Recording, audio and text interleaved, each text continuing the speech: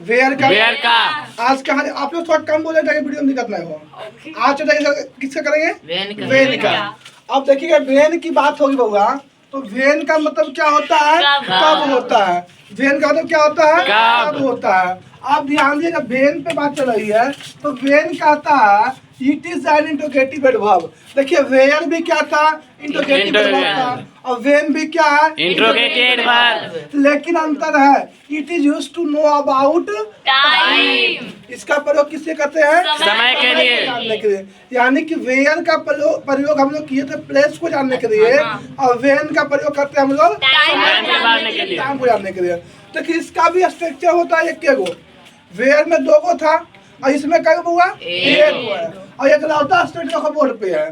पहले क्या आ गया? वेन। वेन के बाद सहायक क्रिया, ऑक्सिलरी वर्ब, सब्जेक्ट, फिर आ गया क्या? Main verb. Main verb.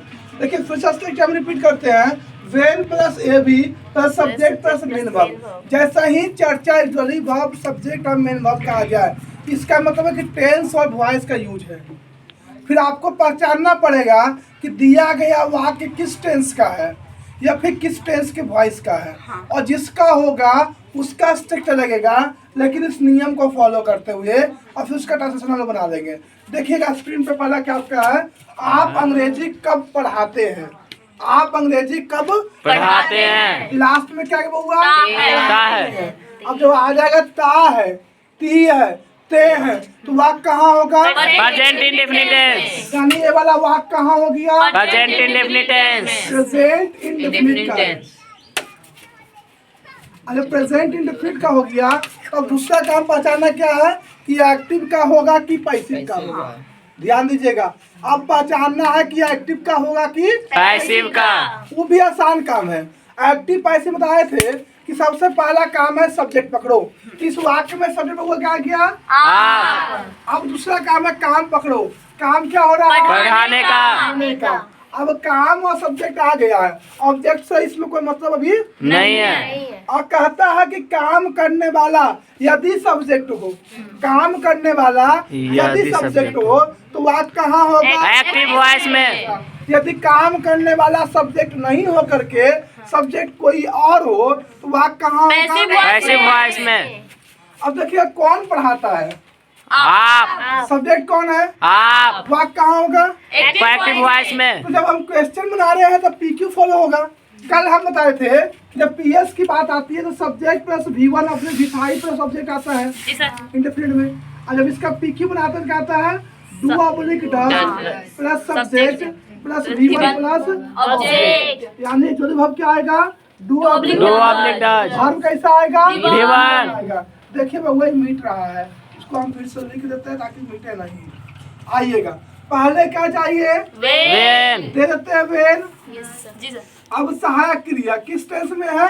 Present indefinite tense. कहाँ है? एक्टिव में। हाँ। एक्टिव में है तो डू की डज आएगा। Do oblique does. सब्जेक्ट क्या हो गया? यू। यू के साथ डू की डज दो। देते हैं डू, सब्जेक्ट हो गया you. You when actually verb you. अब वर्ब चाहिए। वर्ब कैसा?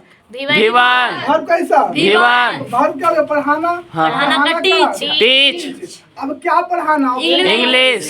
बात में ऑब्जेक्ट दे सकते हैं। हाँ। मेन वर्ब का जहाँ ऑब्जेक्ट दे दीजिए, कोई दिक्कत नहीं है। कहियो अब ऑब्जेक्ट नहीं होगा, ठीक है? ऑब्जेक्ट दे दीजिए, कहियो कोई बात नहीं होगा, नो ऑब्जेक्शन। अब देखिएगा टीच इंग्लिश, लास्ट में क्वेश्चन मार्क। कोई दिक्कत है? No sir. अगर सही रहता कि आप अंग्रेजी कब पढ़ा रहे थे? कब पढ़ा रहे थे? पढ़ा रहे थे, बात समझिएगा। पढ़ाते हैं और पढ़ा रहे थे। अब यहाँ आगे रहा था, रही थी, रहे थे। जब रहा था, रही थी, रहे थे आएंगे तो वाक्य हो जाएगा पास्ट टेंस। बात समझिए, वो पास्ट कंटिन्यूअस में। अब पास्ट कंटिन्यूअस का subject plus was oblique verb, was oblique verb plus before plus object. अब देखिए जब पीक्यू बनाएंगे क्या हो जाएगा? Was oblique verb plus subject plus before plus object. तो यहाँ पर देंगे वेन। अब वाज ऑफ वर है तो यू के साथ क्या आएगा? When were you. अब टीच का बिफोर टीचिंग। उसके बाद इंग्लिश। दिक्कत यार होगा। No sir. दूसरा क्या है? जन्मदिन कब मनाया जाएगा? जाएगा किस टेंस में है? फ्यूचर Future में इसमें हुआ Future में। अब फ्यूचर में है तो फ्यूचर की चर्चा बाद में, और देखिए एक्टिव में है कि पैसिव में पैसिव में है। अब इस वाक्य में काम क्या हो रहा है? मनाने का मनाने का। सब्जेक्ट क्या हो गया? जन्मदिन जन्मदिन।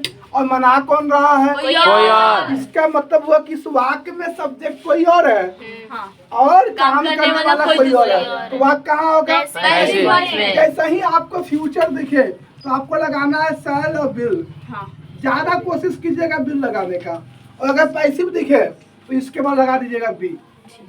एक्टिव में शैल और विल, और पैसिव दिखे तो उसके बाद बी। अब भाव का कौन फॉर्म आएगा? तीसरा पैसिव में हमेशा क्या आएगा? तीसरा पैसिव जब भी दिखे क्या आएगा? तीसरा कोई दिक्कत है? No sir. अब देखिए यहाँ जन्मदिन कब मनाया जाएगा? पहले क्या आएगा? When when.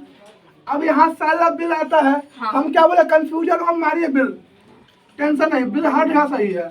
When will. अब सब्जेक्ट क्या हो गया? बर्थडे, जन्मदिन। सब्जेक्ट वही हो गया ना? हाँ। तो सब्जेक्ट का क्या हो जाएगा? बर्थडे बर्थडे बर्थ डे इसको पढ़ेगा birthday. When will birthday. Be. अब बी देखिए, बी का प्रयोग भी सब्जेक्ट के बाद होगा, ऐसा नहीं कि सब्जेक्ट के पहले होगा।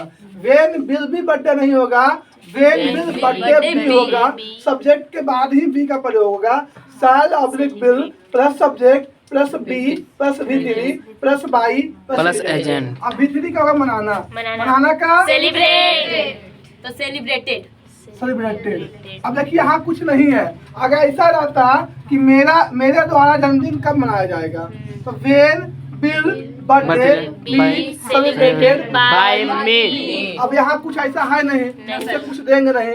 उम्मीद करते हैं यहाँ समझ में आ गया होगा। That's all.